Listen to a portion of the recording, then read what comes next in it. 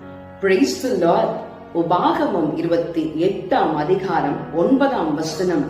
கர்த்தர் உன்னை தமக்கு பரிசுத்த ஜனமாக நிலைப்படுத்துவார் என்று சொல்லி வாசிக்கிறோம். பிரியமானவர்களே, நிலையில்லாத இந்த உலகத்துல நம்முடைய வாழ்க்கை எவ்விதமாய் இருக்க போகிறது, நாம் எப்படியாய் வாழ போகிறோம் என்று கலக்கத்தோடு கூட, வேதனையோடு கூட, துயரத்தோடு கூட நான் என்னுடைய வாழ்க்கையில எந்த நிலையில நான் இருக்க போகிறேன், என்னுடைய நிலை என்ன, என்னை சுற்றிலும் இருக்கிறவர்கள் நல்லவர்களா இல்ல கெட்டவர்களா, என்னை சுற்றிலும் என்ன நடந்து கொண்டிருக்கிறது என்று பல குழப்பத்தோடு கூட வாழ்ந்து கொண்டிருக்கிற உங்களை பார்த்து தேவன் சொல்லுகிறார், உங்களை தமக்கு முன்பாக நிலைப்படுத்துகிற ஆண்டவராயிருக்கிறவர் தான் நம்முடைய ஆண்டவராகிய இயேசு கிறிஸ்து.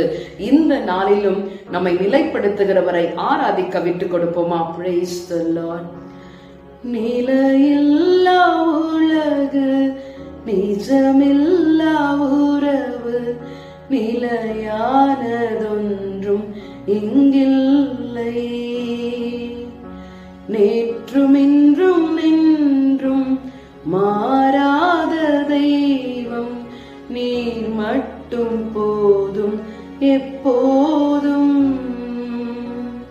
ஆமாண்டவரே, இந்த நிலையில்லாத உலகத்துல எங்கள் வாழ்க்கையை தீர்மானிக்கின்றவர் நீர், எங்களை தாயின் கருவிலே உருவாக்கினவர் நீர், எங்களை குறித்ததான திட்டத்தை உம்முடைய கரத்துல வைத்திருக்கிறவர் நீர். ஆண்டவரே, இந்த நாளிலும் எங்களை உம்முடைய அன்பின் கரத்துல நாங்கள் தாழ்த்துகிறோம். நிலைப்படுத்துகிறவர், ஸ்திரப்படுத்துகிறவர் நீர்தாம எங்களோடு கூட இருந்து நிலைப்படுத்தும்படியாக உம்முடைய அன்பின் கரத்துல விட்டு கொடுக்கிறோம். ஆசீர்வதியும் இயேசுவின் நாமத்தில் ஜெபிக்கிறோம் பிதாவே, ஆமென்.